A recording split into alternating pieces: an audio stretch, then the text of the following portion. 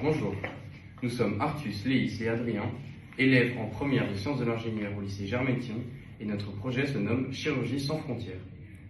Dans le cadre de notre projet de SI, nous avons confectionné un robot de téléchirurgie inspiré des systèmes utilisés en médecine pour opérer à distance.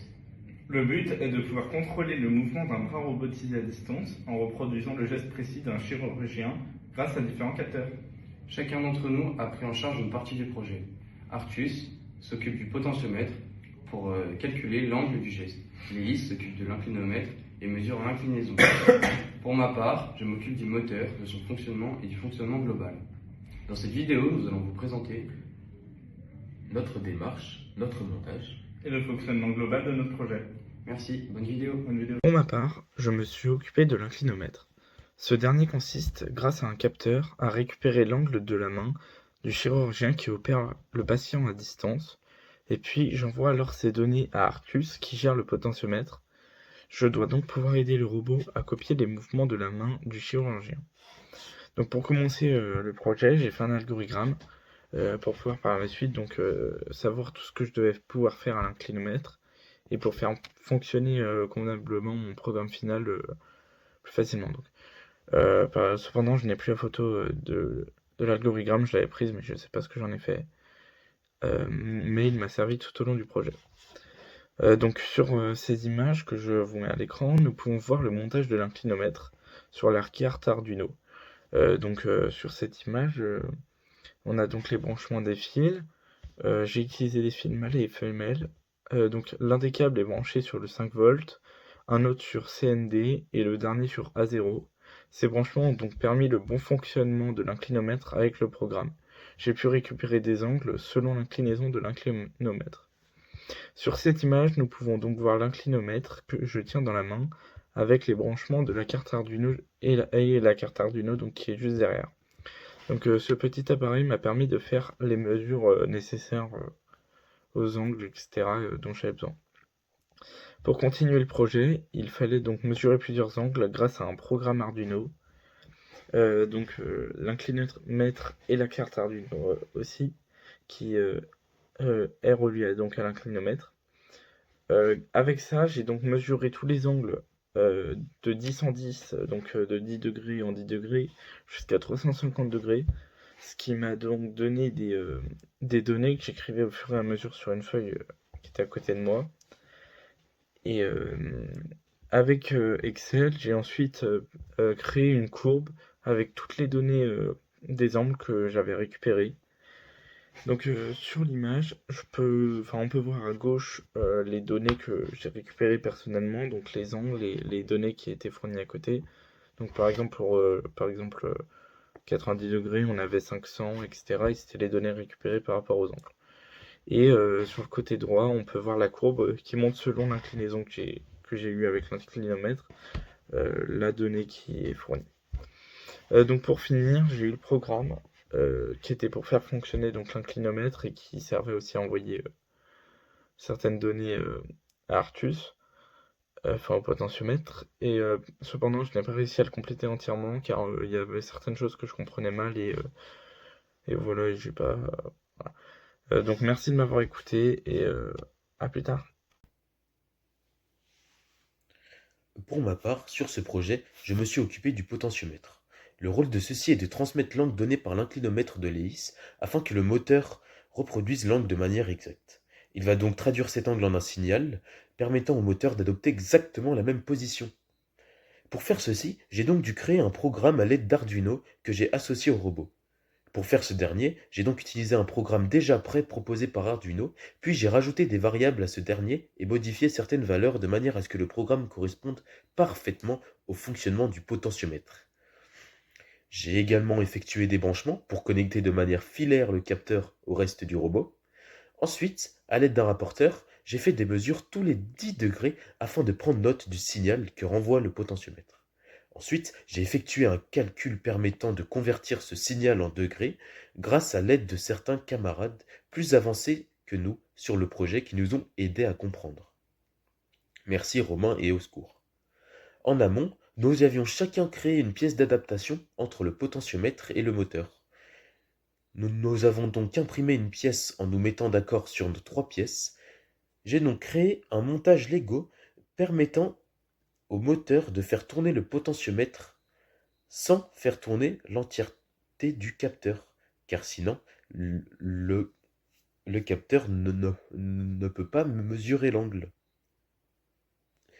Par la suite, j'ai effectué une courbe permettant de voir l'évolution du signal. Ce travail a été effectué en binôme avec Leis, car le procédé de test du capteur était le même pour l'inclinomètre et le potentiomètre, et nous avions pris chacun le potentiomètre et l'inclinomètre. Ce travail nous a pris environ 3 ou 4 séances, voire plus, ce qui a été très long pour nous. Encore une fois, merci à Romain et au secours de nous avoir aidés. Ensuite, j'ai réalisé le montage de la première vidéo, faite en amont avec Leis et Adrien. Lors de cette vidéo, nous avons rencontré quelques problèmes pour filmer la vidéo. Nous avions coincé le téléphone d'Adrien derrière un radiateur qui devait filmer la vidéo en raison de sa qualité d'image supérieure aux autres téléphones. Nous avons donc cherché une solution pour décrocher le portable du radiateur, mais c'est un mécanicien du lycée qui a réussi à décrocher ce téléphone. Suite à ce problème, nous avons donc dû utiliser un téléphone portable muni d'une caméra moins performante, ce qui a réduit fortement la qualité de notre vidéo. Merci de votre écoute et bonne journée à tous, au plaisir de vous revoir. Bonjour, moi c'est Adrien et je m'occupe de la partie moteur à courant continu dans notre projet de téléchirurgie qu'on a nommé Téléchirurgie sans frontières. Donc mon rôle c'était de m'assurer du bon fonctionnement du moteur et de sa programmation. Alors premièrement, j'ai vérifié la tension avec un multimètre pour m'assurer que le moteur fonctionne. Donc le multimètre est branché ici en dérivation avec la pile et le moteur. Puis ensuite j'ai trouvé le nombre de radians par seconde correspondant à des valeurs de pile allant de 1,5 à 9 volts. Et dans notre projet, on a utilisé une pile de 9 volts, donc ce qui donnait à peu près 8,7 volts, ce qui fait 168 euros minute, et converti, ça donne 17,59 radians par seconde environ. Voilà. Et donc ensuite, j'ai réalisé le montage également. Donc c'est un montage en Lego qui permet de faire tenir tout le projet ensemble. Donc il devait être stable et solide, et ici c'est le cas, on a réussi à faire quelque chose de très stable. Donc ici entouré en bleu on peut voir le potentiomètre, donc, qui est relié à l'aide de la pièce d'adaptation entourée en rouge au moteur. Donc la pièce d'adaptation elle relie la pièce de Lego en forme de croix qui est dans le moteur avec le potentiomètre, et elle est réalisée avec l'impression 3D. Donc ici également en bas on peut voir la carte motor Shield placée sur la carte Arduino qui contrôle le moteur et qu'on a branché à une pile. Après ça, j'ai décidé de réaliser l'algorithme du projet. Pour ça, j'ai d'abord commencé par faire l'algorithme. Donc j'ai pas fait l'algorithme du moteur, j'ai fait l'algorithme global avec également l'émission de l'inclinomètre et du potentiomètre, comme je le montre ici. Donc ici, la déclaration des variables. La mission du potentiomètre, c'était de lire les potentiomètres, de convertir les résultats en degrés, que j'ai nommé angle moteur. Ensuite, de lire l'inclinomètre, de convertir les résultats en degrés également, que j'ai nommé consigne. Ensuite, de comparer les résultats en faisant consignement angle moteur, ce qui nous donne une différence. Et ensuite, de définir si l'angle est dans la différence ou non. Et s'il dépasse, savoir s'il est inférieur à la différence ou supérieur, et tourner dans un sens en fonction.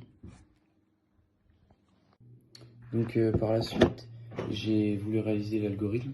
J'ai voulu faire comme pour l'algorithme, c'est-à-dire réaliser l'algorithme du projet en entier, mais avec une absence de données pour le potentiomètre et l'inclinomètre, c'était assez complexe. J'ai quand même réalisé un programme. Donc il s'agit d'un programme Arduino.